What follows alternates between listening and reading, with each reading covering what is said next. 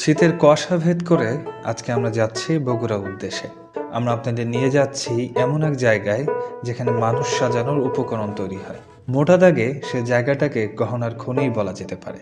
গহনার খনির উদ্দেশ্যে রাজশাহী শহর থেকে ১১৫ কিলোমিটার দূরে অবস্থিত বগুড়ায় আমরা যখন পৌঁছালাম তখন সকাল ৯টা বাজতে সামান্য বাকি। অবশ্য ততক্ষণে কুয়াশা কেটে গেছে, চারদিকে ঝলমলে রোদ।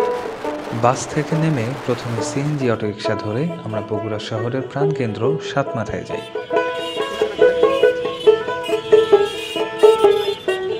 সেখান থেকে রওনা হই মরাকাটা গ্রামের উদ্দেশ্যে।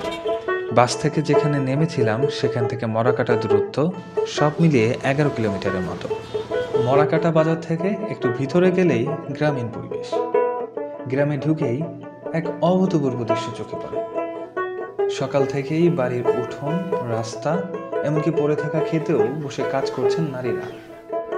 এই গ্রামের অধিকাংশ নারী গহনা বানানোর কাজের সঙ্গে জড়িত।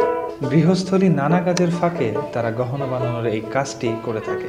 পরিবারের শিশুরাও মায়েদের কাজে সহযোগিতা করে। নারীদের বেশিরভাগই এসব গহনা, মানে স্থানীয় ভাষায় যাকে এন্টিক গহনা বলে, এটা তৈরির কাজ নাকি শিখেছেন স্বামী কিংবা প্রতিবেশীর কাছে। এবার দেখা যাক তারা কিভাবে তৈরি করে এই এন্টিক গহনা। চলুন তাদের সাথেই কথা বলি। আমার স্বামী শিখে যাচ্ছিল দোকান থেকে, যাই মানে করে আমার চাও তো ভাই করে ওর থেকে দেখে এসে আবার দিয়ে এসে দিল করছে নেওয়ার পর মশলা রান্না করে সপ্তাহে সপ্তাহে টাকাতে বসে থাকা হিসেবে যে কয় টাকা পাই ওটাই সংসার, তো অনেক কিছু হয় না।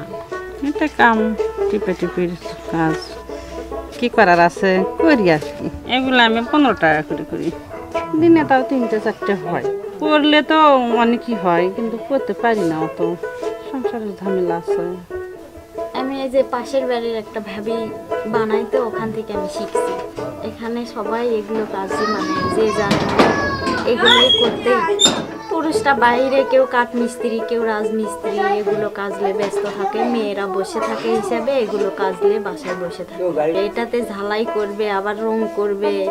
এগুলা রং করলে তো 100-150 টাকা করে বিক্রি করে, আমাকে দেওয়া হচ্ছে 1 টাকা পিস। সেই দিক থেকে মানে আমি বসে সময় কাটাই, সেই হিসাবে এই হাতের কাজটা করে সময় কাটাই হিসাবে হয়তো দিনে 100 টাকা বা 150 টাকা রোজগার হয়। এটাই কথায় কথায় তাদের কাছেই জানতে পারি তারা এসব গহনার অর্ডার পায় স্থানীয় মহাজনদের কাছ থেকেই। ঠিকানা নিয়ে এবার কথা বলতে যাই সেই মহাজনদের একজনের সঙ্গে।